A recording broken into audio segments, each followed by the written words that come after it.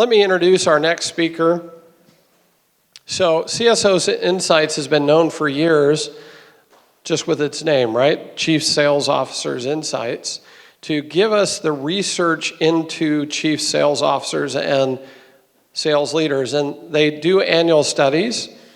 And today we're very fortunate to have Seleste Lunsford with us, who is the Chief Research Officer. And I'm going to say that I'm biased with CSO because we've actually done, my colleague and I from NIU have actually been doing some co-authoring with her counterpart in Germany on sales enablement. And so CSO has got the data and consistently has data on multiple platforms, but today Seleste is going to present her the world-class sales study from CSO Insights. So I'll introduce her to the stage. Thank you. Thank you.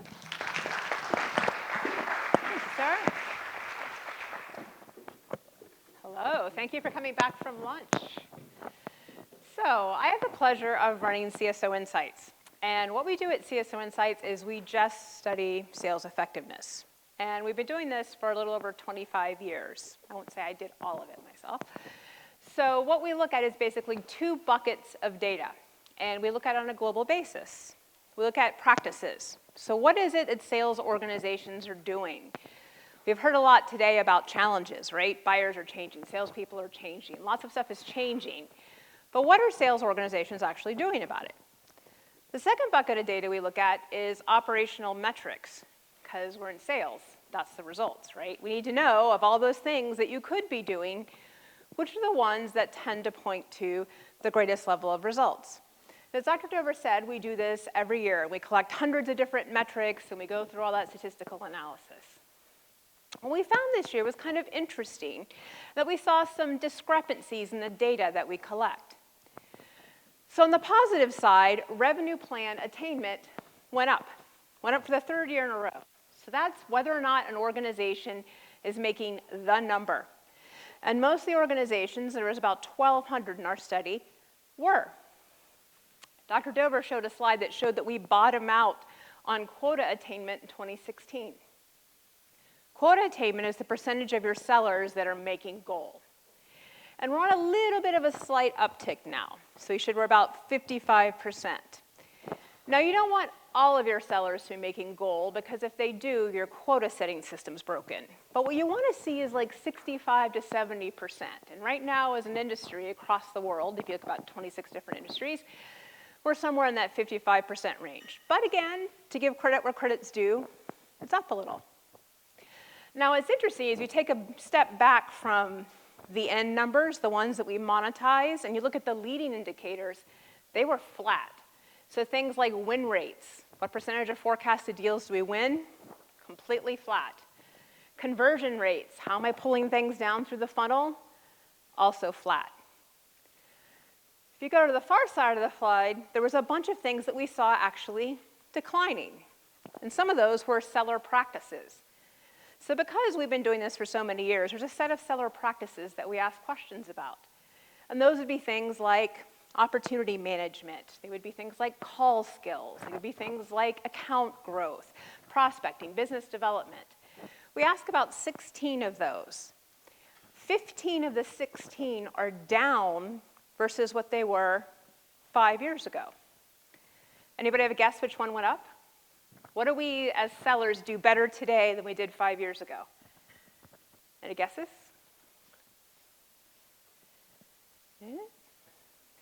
Forecasting.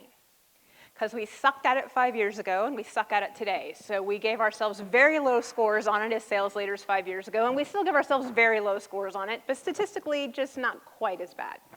So nothing to claim. The depth of customer relationships has gone down. Customer retention has gone down, and seller retention has gone down. This dramatically over the last 18 to 24 months.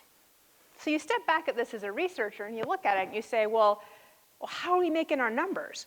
Why are most sales organizations successful if they're not more effective and more efficient than they used to be? Over the same period of time, 3 other things went up dramatically. global GDP over the last, and that's not true of every country, but an average over about 160 countries, it went up 10% over a 2-year period of time. Salesforce size went up on average 9% for most organizations. And then Dr. Dover showed you that smart selling strategy slide of 700 organizations in the sales tech stack. Investments are pouring in to that tech stack. Right now, the average sales organization uses 10 tech tools with 4 more planned on the way. We've been throwing a lot of money at overcoming the stuff on the other side of the slide, right? And the rationale is we can justify that with demand, so what we have to focus on is coverage.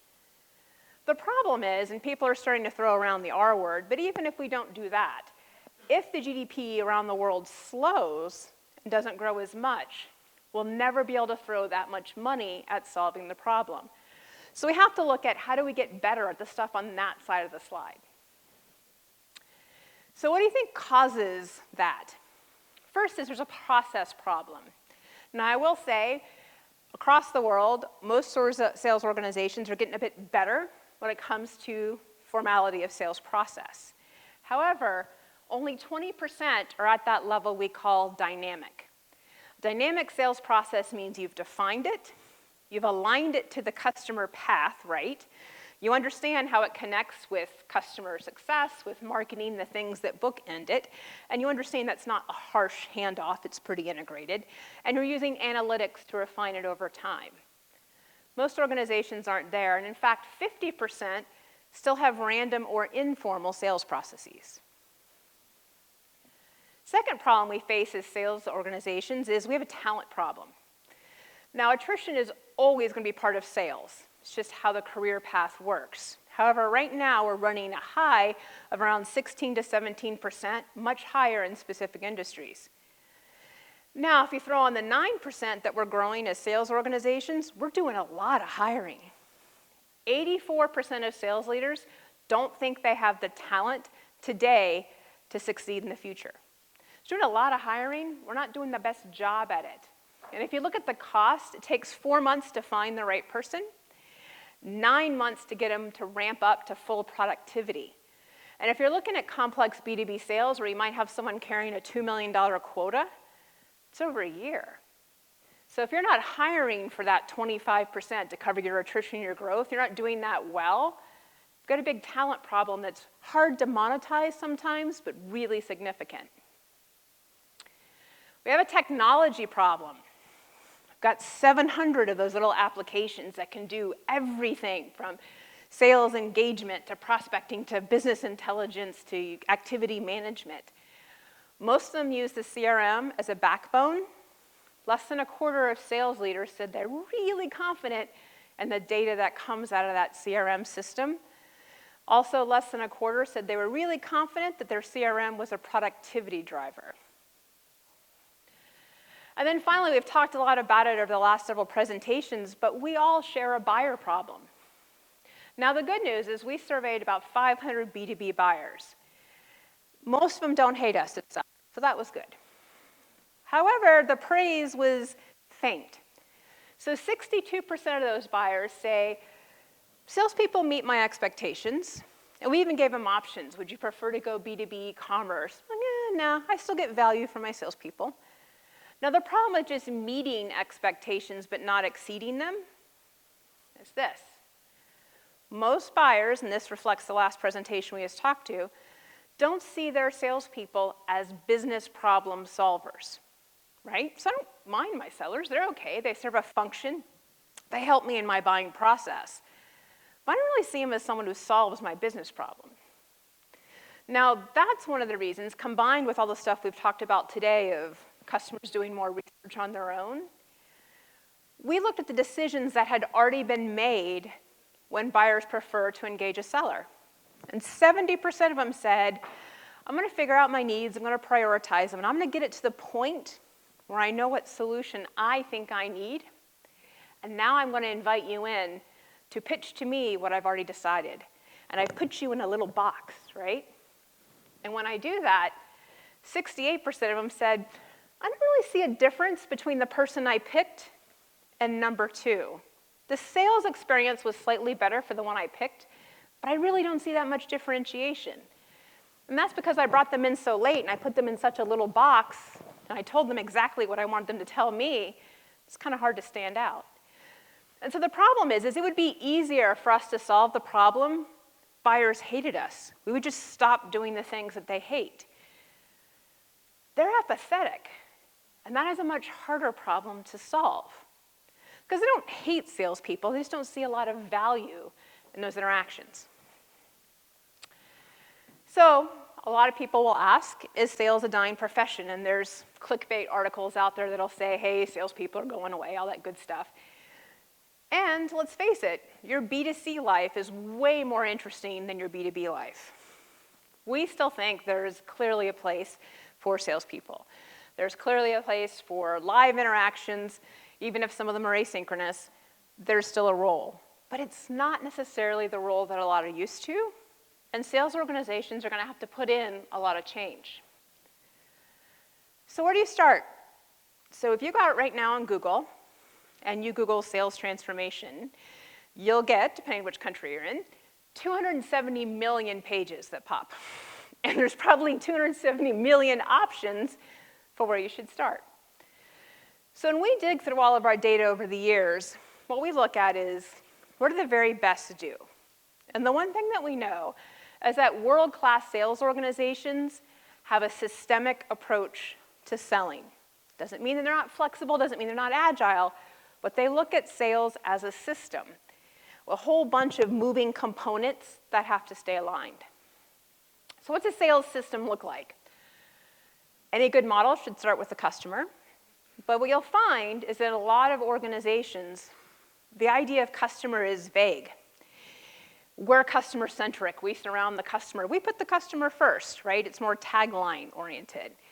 When we say a world-class sales organization starts with the customer, we mean that a world-class sales organization, they know who their customer segments are, they know how to define them, they know who the ideal customer profile is. They have mapped out the customer experience, and by the way, that starts before lead, and it ends well after close. And within that experience, they know what are the interactions that create the weightiest impressions, and which are positive and which are negative, right? So a very in-depth view of customer. They have this mapped out, and then a lot of conversation, we'll talk more about it in a minute, about how do I align, we have these silos between sales and marketing. Those are hard silos to break down. But if everybody had the same view of customer, by definition, organically, as an organization, you become more aligned.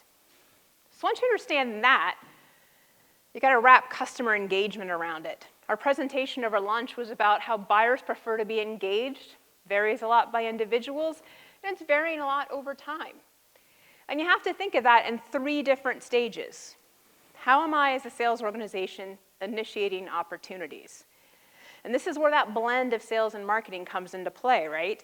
So if you think about our debate this morning, most of the organizations that I have seen have not mastered either one of those responses, right? Most are imperfect. And so it's that combination of the two that's required.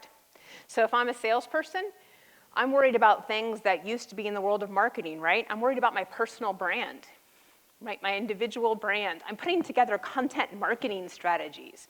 I'm putting together outreach strategies.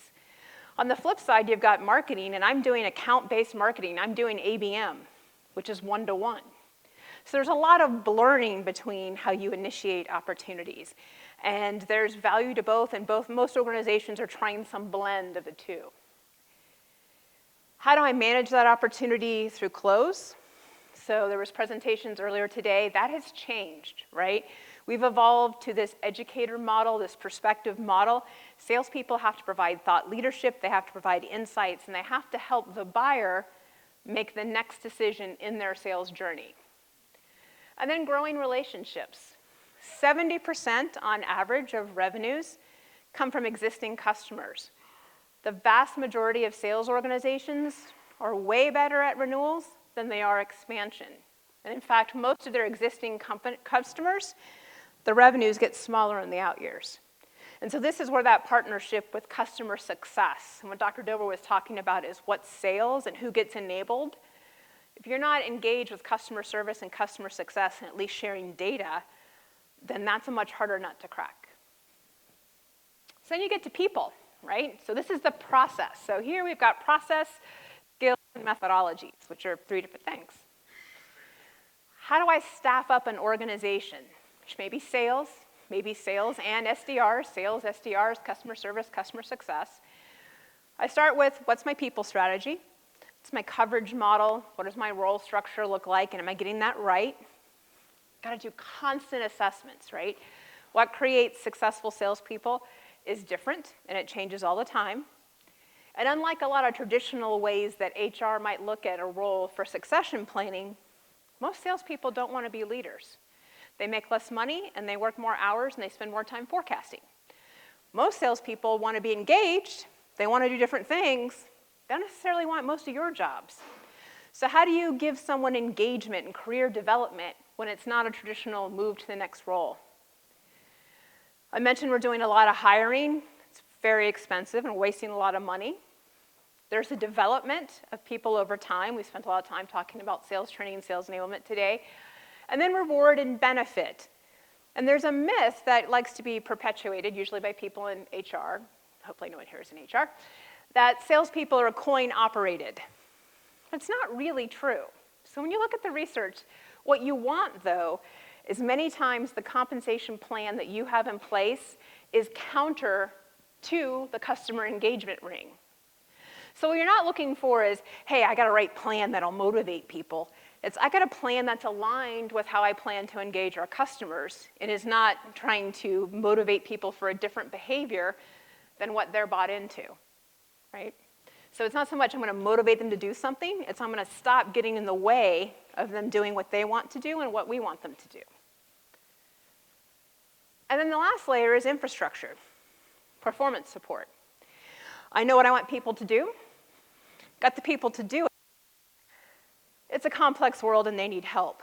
And so there's 3 pieces to that, right? There's your sales management team, your sales ops team, and your sales enablement team. And just a few years ago, those were basically the same thing.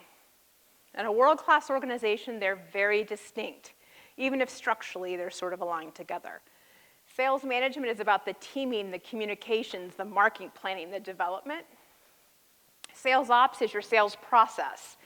It's your KPIs, your metrics, the administration of your sales tech stack, maybe the administration of your comp plan, right? Forecasting. Sales enablement is coaching, content, training. So those are 3 very different things. They have to be connected together, but they should be distinct. When sales enablement was first born as a function or a concept or a discipline, it almost always reported into sales ops or sales management. Now, only about 18% of sales enablement functions report into ops. The vast majority report into the sales executive, VP of sales, CSO, that sort of thing.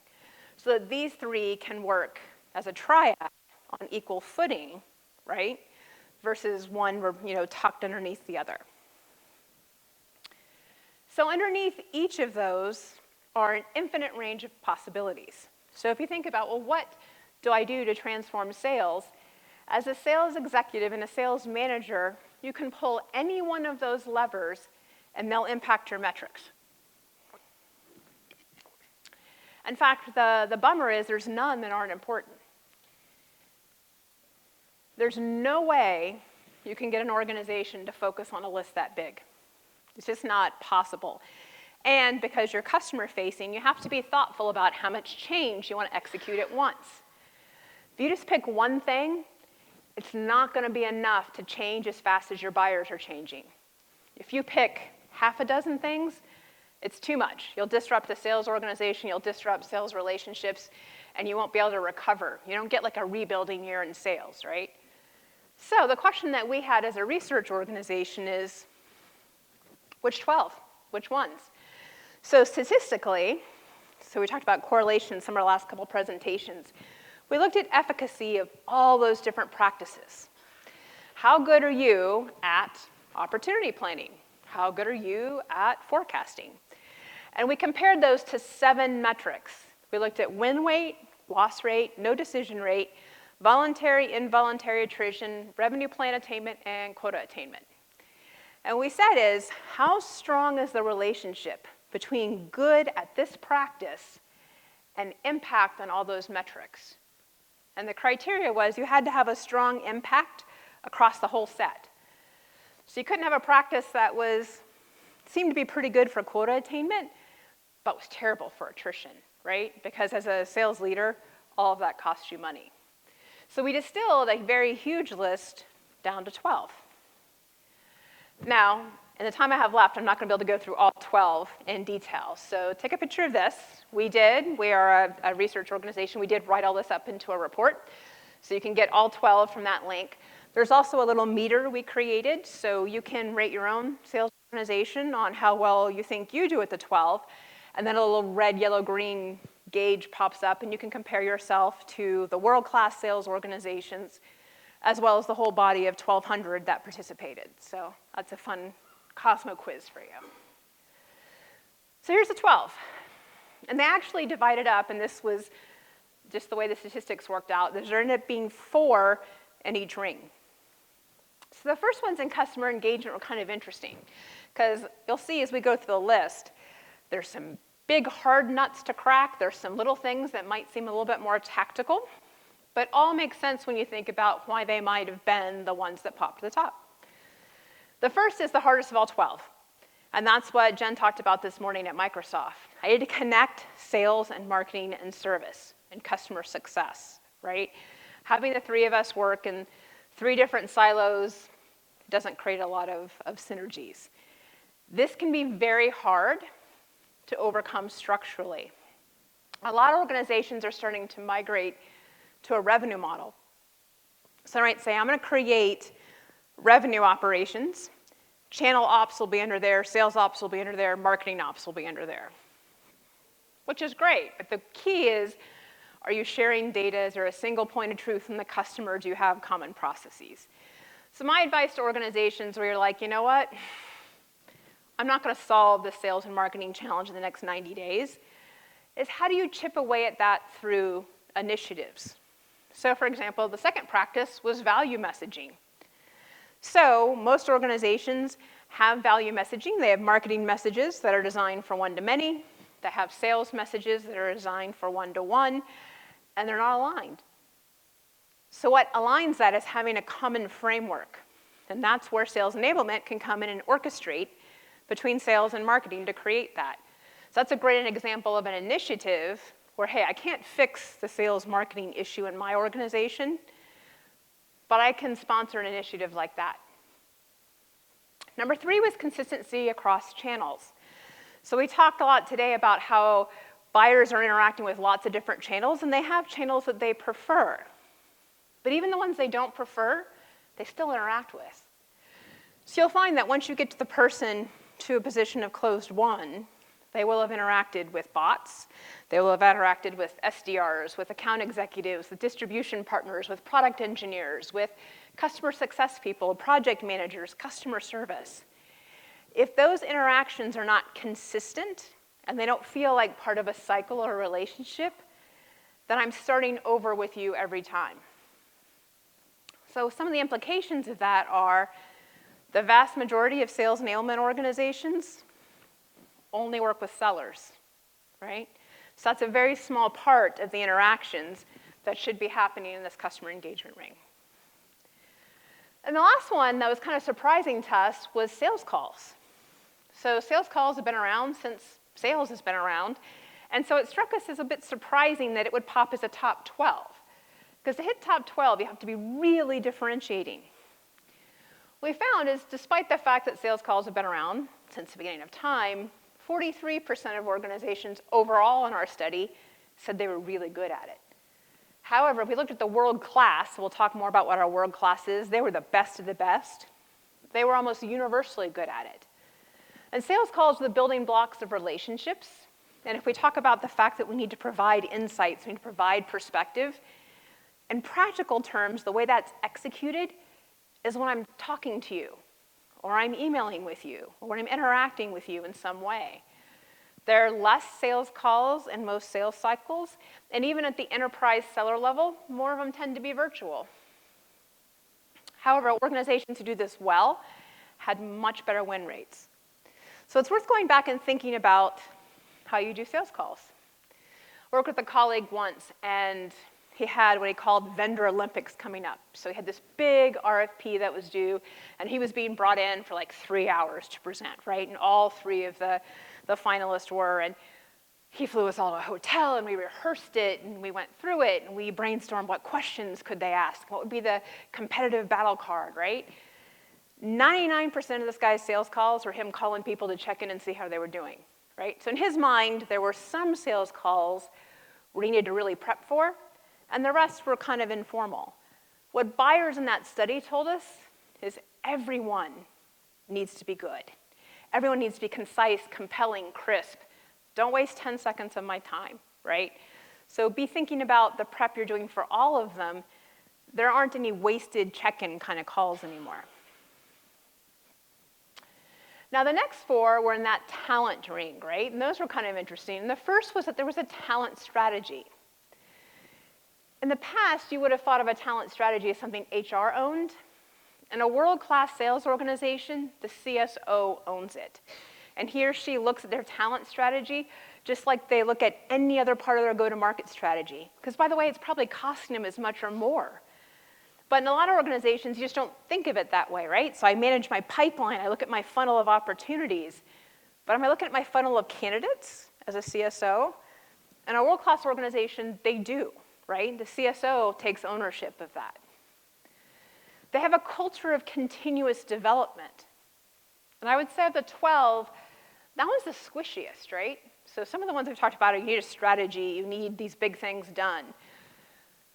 When we look at talent profiles of people who are entering sales organizations, all of them have interpersonal skills, but that is no longer differentiating.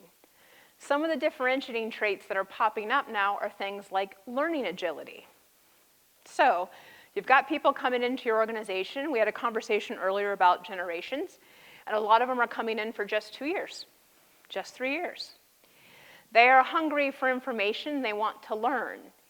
If you don't feed them, you won't get your 2 to 3 years. And you have to ask yourself, am I training this person to be a better salesperson? Because, by the way, if I am, they'll boomerang and come back. Or they might end up at one of my customers. Or they might become a prospect. Or am I just training them to get better at selling my products? And so it's a bit of a mind shift to say, our culture supports the continuous development of everybody who's part of our sales organization. It's not just onboarding. Effective sales coaching just makes me sad. So we've been talking about sales coaching, all of us have for many years.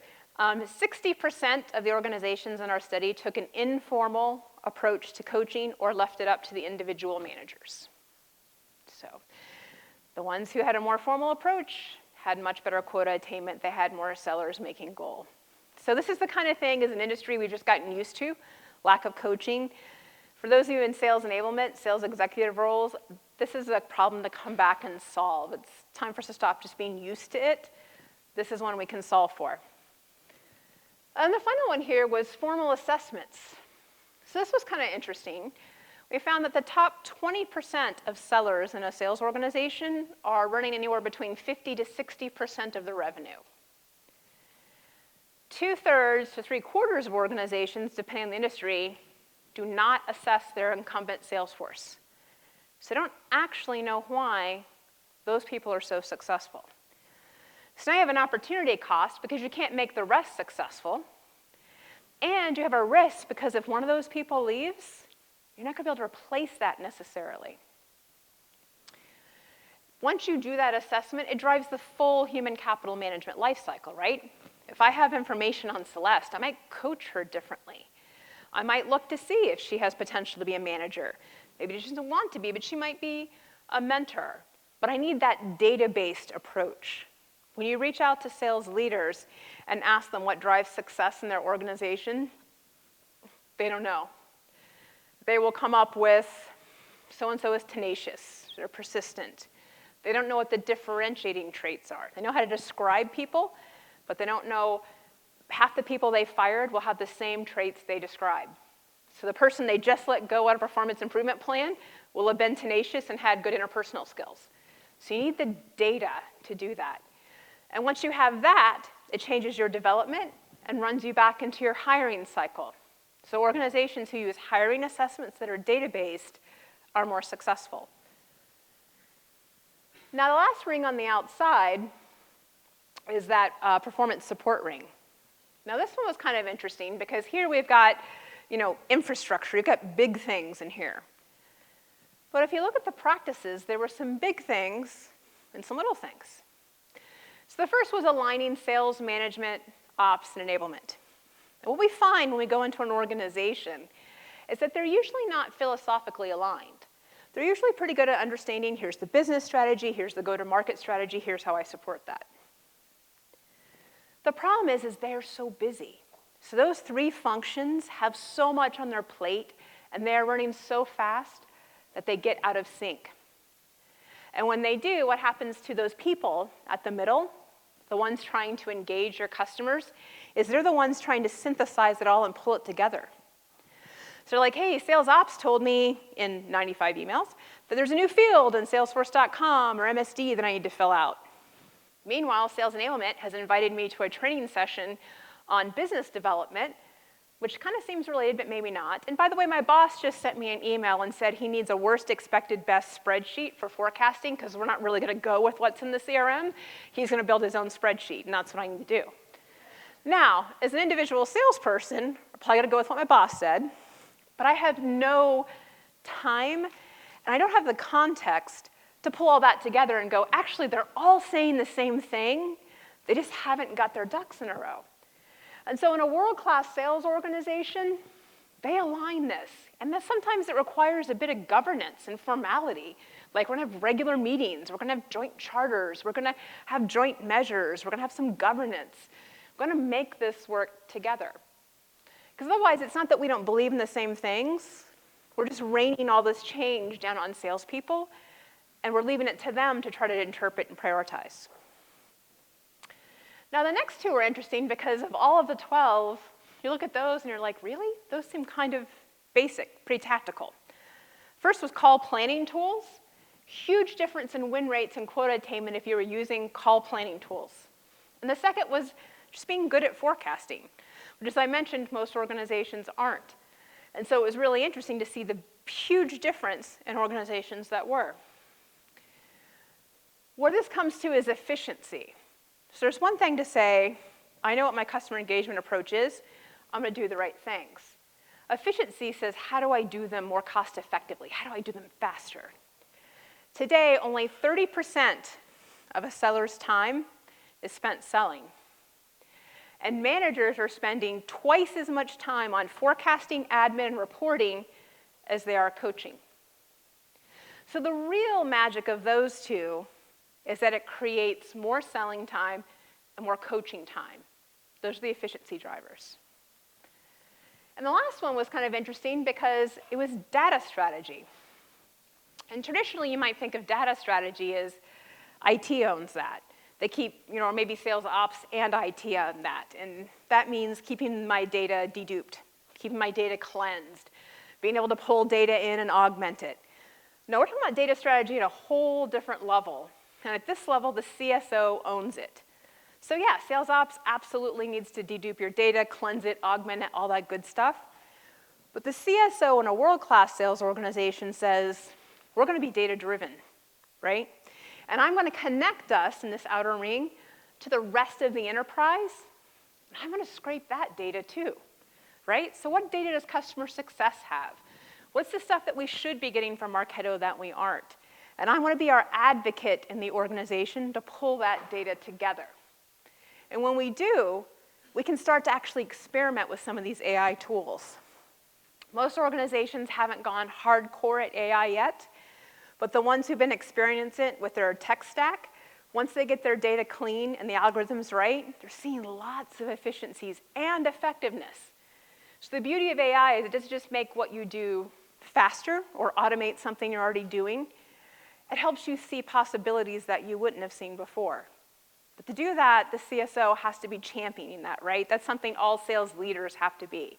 And you know when your sales leaders bought into the tech stack and not, because when they do the, I haven't gone into the system to pull down your opportunity plan, so if you could just email it to me. Reps know that you're not bought into it, and that it's not a data-driven org. So that's the list of 12. Who here would say that they are really good at all 12? Statistically, there's probably one of you, right? 9% of the 1,200 organizations in our study, on average, were good at those 12. They were interesting because they had 5% higher revenue plan attainment, 23% higher win rates, 23% higher quota attainment, and they retained their salespeople, more so than their peers, and even in high attrition industries. So where do you start? Anywhere, right? So if I'd stood here 3 or 4 years ago, I would have had like a 3-year roadmap for you. You develop your process, right? You hire people for your process. You measure your people, blah, blah, blah. It doesn't work that way anymore. You have to be very agile. It's not linear. It needs constant alignment. So you pick the place that's causing you the most pain, and then what you do is you start aligning it. And that means you have to start hiring people who can deal with that kind of constant change and constant agility without being disrupted. And when you get to that level of world class, what those 9% have in common is all those arrows point in the right direction, right? They're better at what they do, which is better at leading indicators, and that's better at lagging indicators. And that makes you that much more resilient when you have, we won't use the R word, but if the economy were to falter, those organizations would still be successful. So that is the top 12. And it hopefully gives you guys something to think about. And I don't know if we have time for any questions or if we need to move to the next. I think we need to move to next. All right. So, well, thank you very much.